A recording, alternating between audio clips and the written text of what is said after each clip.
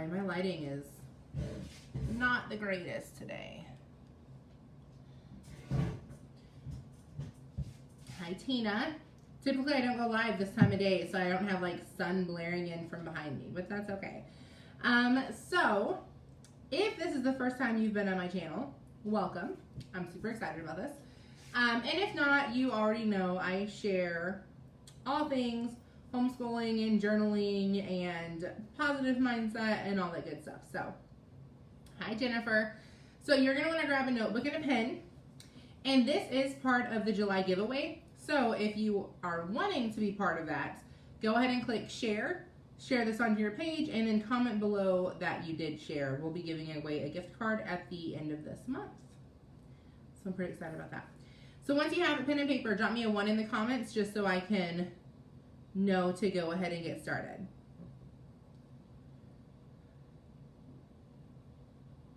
No, wait just a couple of seconds because typically it is a little bit delayed.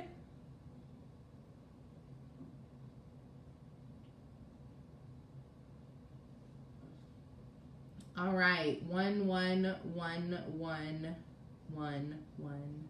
All right, good. I think we're good. Okay, the first thing I want you to write down, we'll get into the actual lesson part of this in a second, but the first thing I want you to write down is write down the 5 people that you admire the most. So these are going to be people in your real life. You're not going to write down movie stars or, you know, people that you never in a million years have a chance to meet.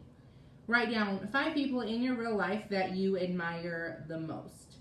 And if you can't think of 5 people, we'll talk about that in a few minutes too. But write down 5 people in your real life that you admire the most. Hi, Brianne. Yes, Jasmine, this will be saved. So you can listen in, interact on here, and then, I mean, you're probably watching on your phone. I would say just use your phone, but can't do that. But yeah, you can get your wheels turning while we're talking, and then you can do the actual exercise later. So 5 people that you admire the most. Once you have that written down, drop me a 2 in the comments.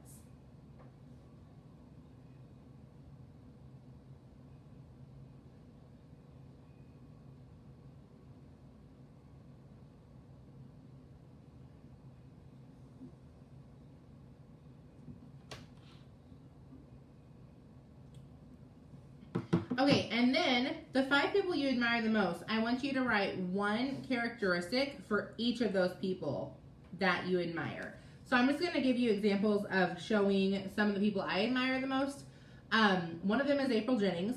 You guys, most of you know her. Some of you don't.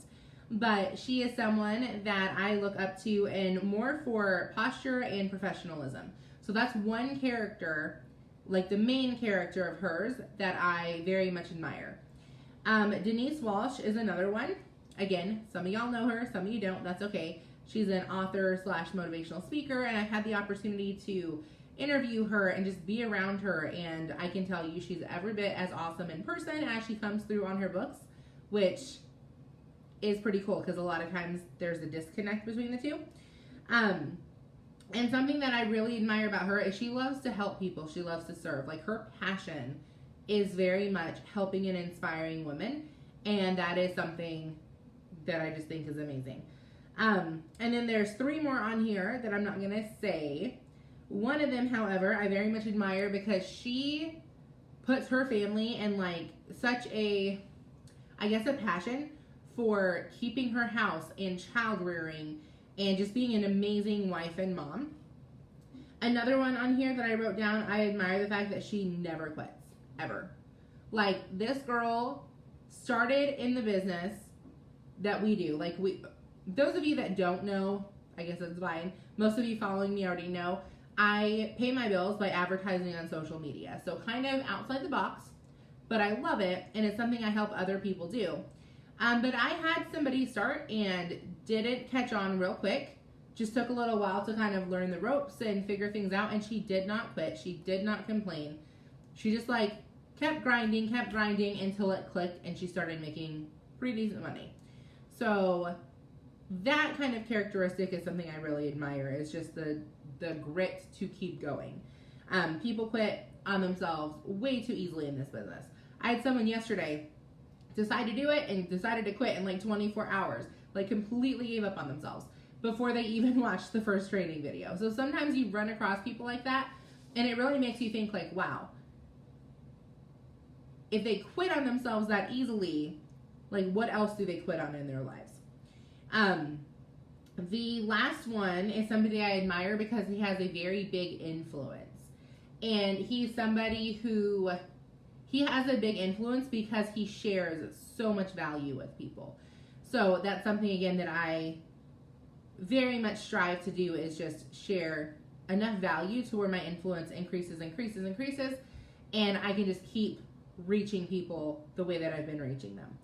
So once you have 5 people down that you look up to or that you admire, and then you have a characteristic written for each of those, then I want you, so number 3, I want you to write down who are the 5 people that you hang around the most and that you listen to the most.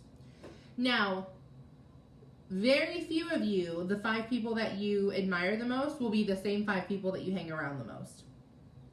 Now, I can tell you mine are the same 5 people, but it's because I've done this exercise probably 12 times.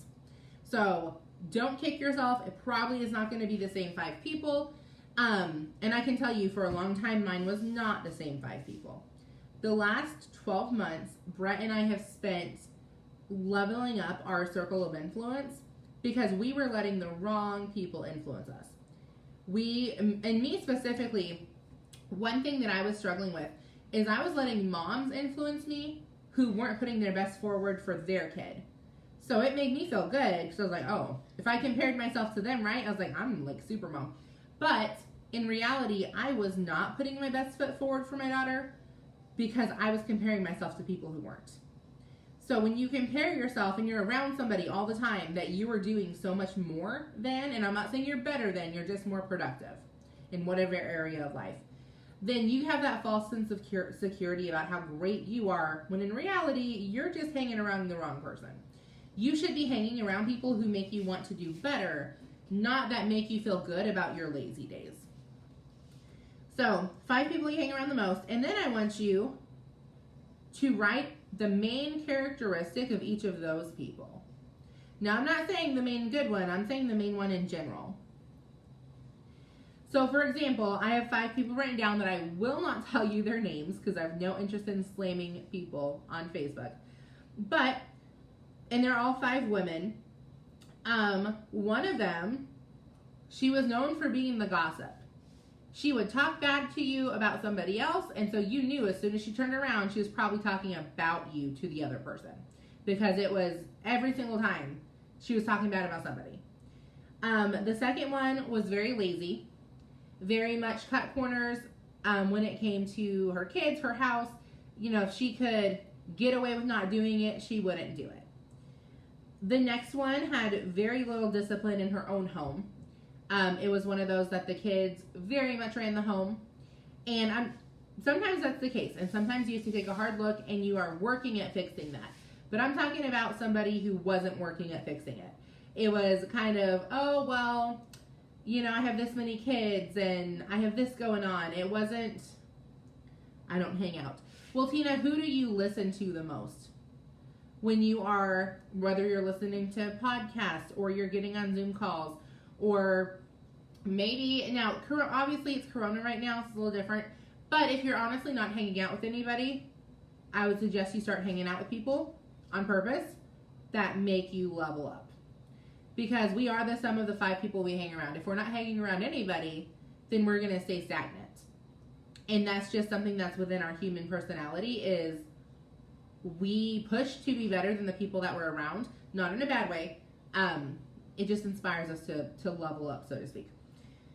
The next thing I wrote down was, victim mentality / very, very critical.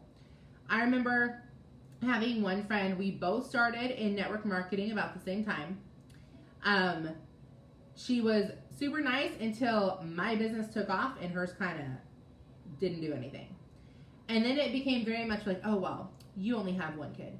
And, oh, well, you know, your husband helps. And I don't even know, just so many different things.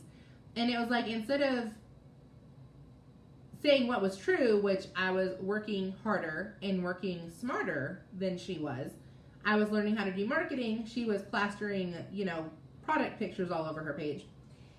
It was the victim mentality really kicked in. And it made me feel bad about myself and my success because she was mad about it.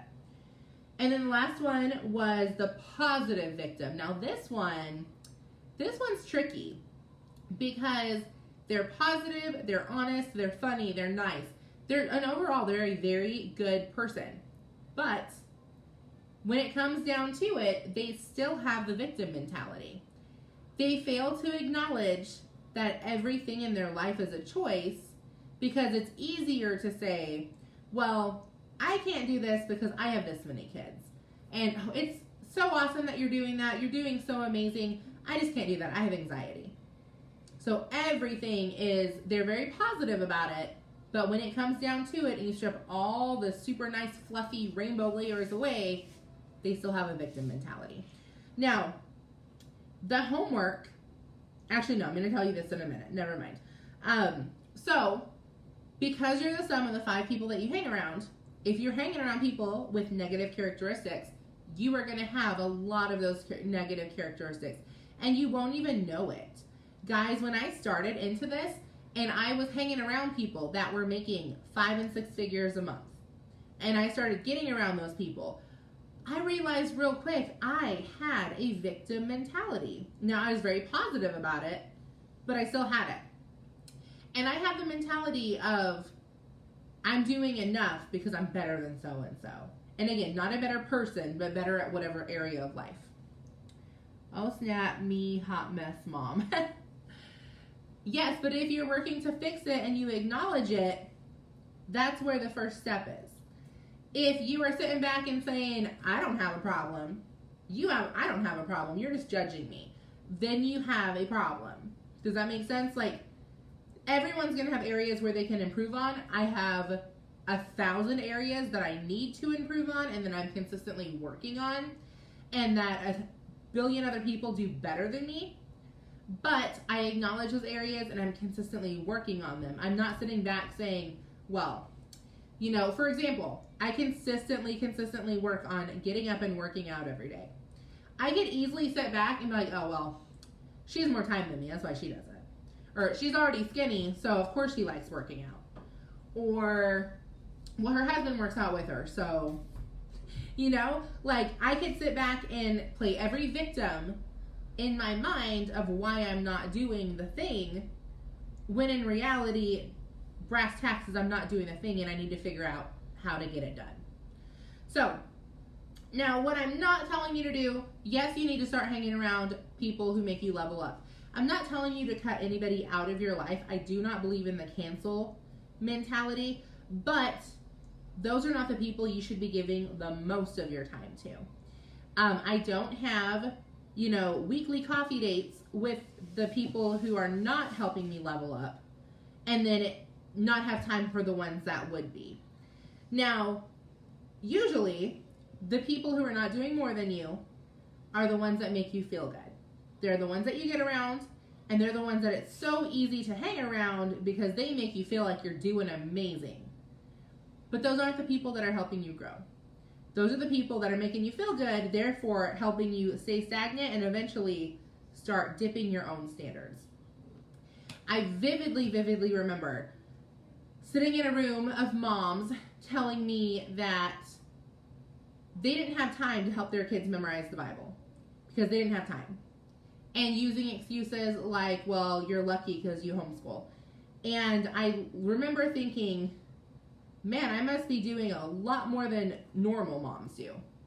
And then I decided to get around moms who the Bible was the emphasis in their home. And I realized real quick that I was not doing my daughter justice whatsoever. But because I had been listening to what was normal for so long and allowing myself to be like, you know what, I have all these excuses, all these things that I could be doing. I don't have time. I do this, I do this, I do this. I was doing a disservice to my own daughter I was making myself feel good at the expense of my own daughter, which is not a good thing. And again, I'm just being very vulnerable with you guys. I went through that season of life. And I would say the last 6 to 12 months really showed me how much more I should have been doing and how complacent I had become because I was comparing myself to the 5 people I was hanging around the most, and I happened to be doing the most work out of all of them. And again, I'm not saying that to brag. We all have different seasons in our life, and that is 1,000% okay.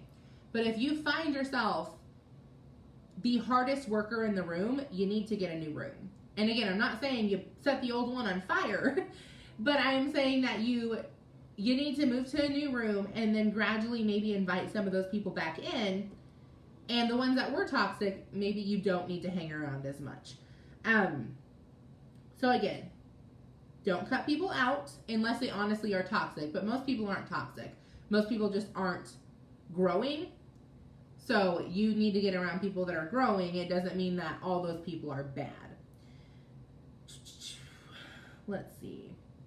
So the reason that this all kind of came about is I was reading in Matthew 14, and some of y'all that have been getting on my lives the last few days, you're like, okay, like stop talking about Matthew 14, but there are so many parts to it. Like, no joke, I read the 1 chapter and got like 2 lessons, 2 coffee chats, and a couple little tidbits out of it that I was like, oh my gosh, this is so freaking good.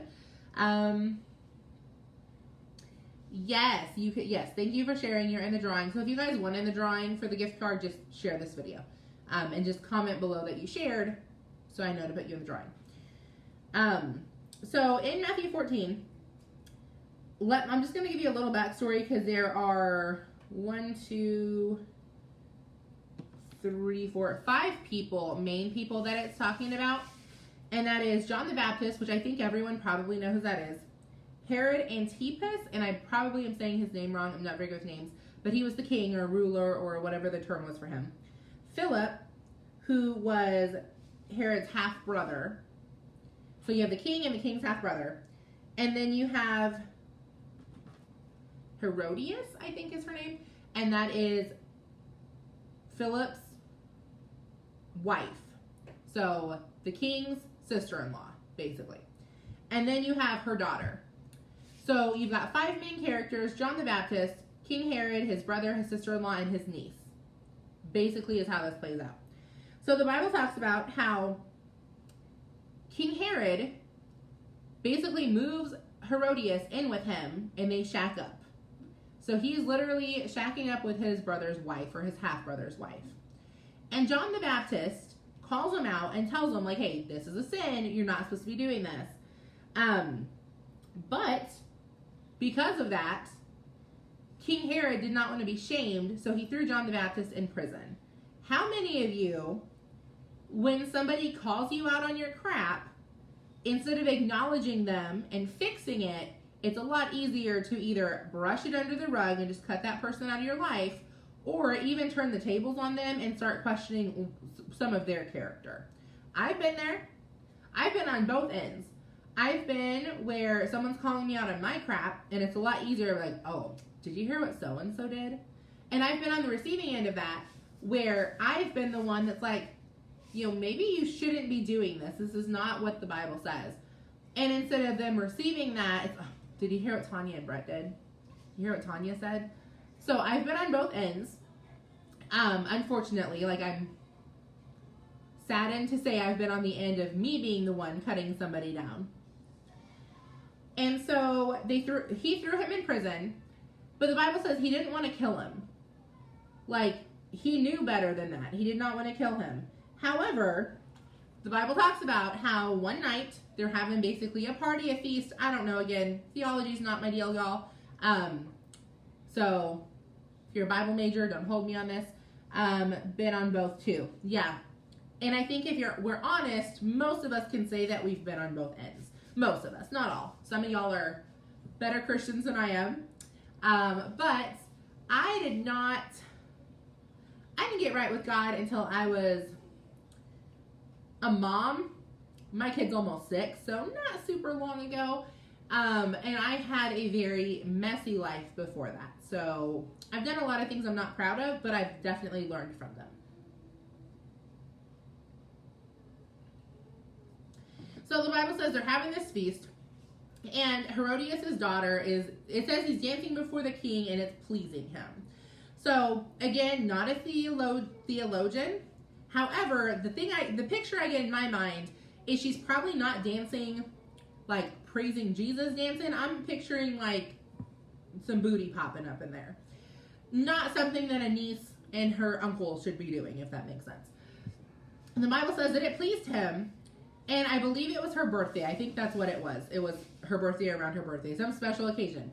And he basically was like, you can have anything you want. What do you want? And her mom had conspired before this and been like conniving little witches.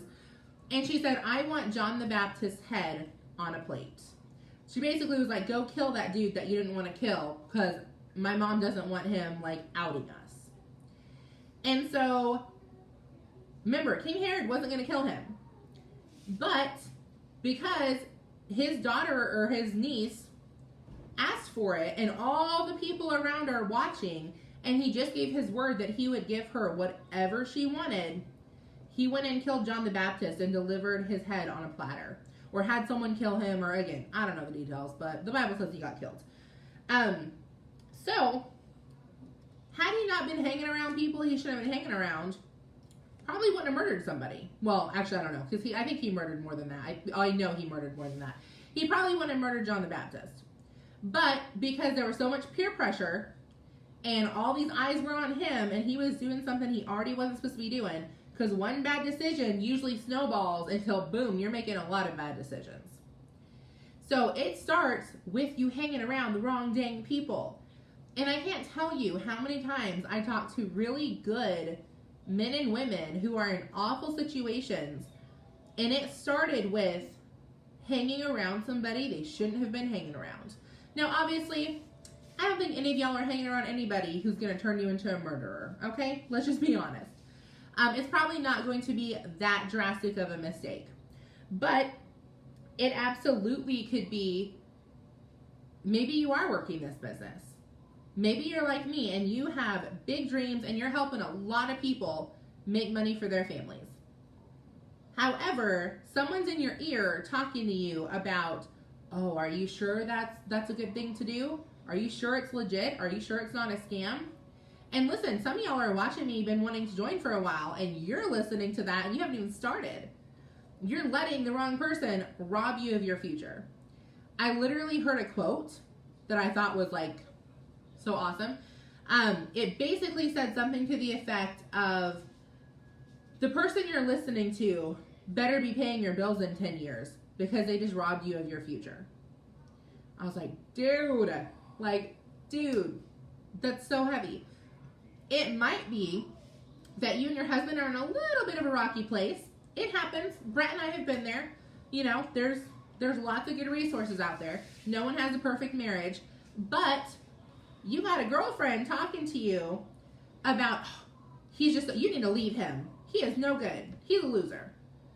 And you know what? If you don't shut her up, you might end up in a divorce that could have been saved, or could have been not saved. A divorce that could have been,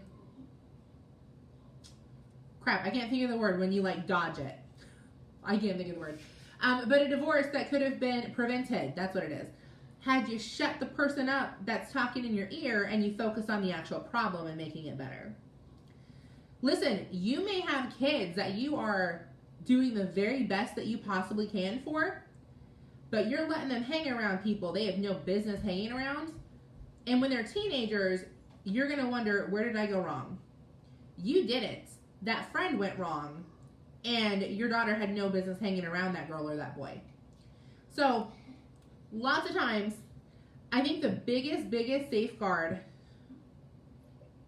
avoided, yes, y'all, I promise I am not dumb. Avoided is the word I was looking for. But a lot of times, the biggest mistakes in our lives and the being robbed of so much joy can be avoided if we stopped hanging around certain people. Or again, at the very least, I'm not saying you cancel them. Like, I believe everyone can change. I believe in loving everybody. But you don't give all of your time and all of your energy to somebody who's not making you a better person. Especially not somebody who's in your ear talking to you about something you're doing to make your life better, and they're bringing you down. So don't have much more to say on that. I could ramble forever, but I'm not going to. I've got to get ready and go to church. A lot of y'all have stuff you're doing today. So your homework, and this is all I want you to do, is I want you to write down one person that you should stop giving so much time to. And I'm thinking of one person right now, not in my life, but I'm thinking of a lady. I had to stop listening to people when my husband and I were separated or we would have divorced. Yeah. No, absolutely. I'm thinking of a lady who did really good with her kids, but she had a friend who raised her kids much differently, let them get away with a lot more stuff. And these moms liked hanging out all the time. Therefore, their kids were together all the time. The two little girls, about the same age, by the time they were 16, the one got pregnant. The other one was on a very good track. And then all of a sudden started seeing this one that got pregnant getting doted on with baby showers. And what looked like really good. And I'm not saying you shouldn't help people like that. Again. However, it looked glamorous. So this one went out, ended up getting herself pregnant. Do you think as a 16-year-old, getting a few presents for a new baby is worth being pregnant? I'm going to say no. Now, again, if you were 16 and pregnant and, that's your story, definitely not saying anything bad about you. But I think you can agree you don't want your kids following in that footstep. So, having said all that, write down one person that you probably should stop hanging around. Again, at least not primarily. Then, I want you to write down one person that you had on your admiring list, and I want you to write down one of those people that you're going to strive in the next week to reach out and start building a relationship with. It could be sending them a simple note in the mail, letting them know, like, hey, I really admire this about you. Thank you for pushing me to be better in this area. It could be a Facebook message. Excuse me. It literally could be anything, depending on, if you know them in real life or just maybe they're an upline or something. Tina, oh my gosh, I forgot that you were pregnant at 14. Yeah, and again, you made it work. But if anybody asks you, I guarantee you will be like, oh yeah, you should definitely get pregnant at 14. Best decision ever. Right? Like, I've done so many things in my life that I would not want Glory to repeat. Did I come out of them? Yes. Have they taught me lessons? Absolutely. Would I want to go back and repeat it knowing what I know now? Heck no. So, write down one person and start working on a relationship. And then I want you to do that every single week or every 2 weeks if it's overwhelming to do it every week until you're hanging around 5 people that you actually admire and that are causing you to be better. And again, easier said than done. It took me about a year to get to this place, so it's not something that's going to happen tomorrow. But I hope this helped. It's Wednesday, so happy Wednesday. Hopefully you have a place to go worship tonight. If not, there are lots of online places, and I will talk to you guys later.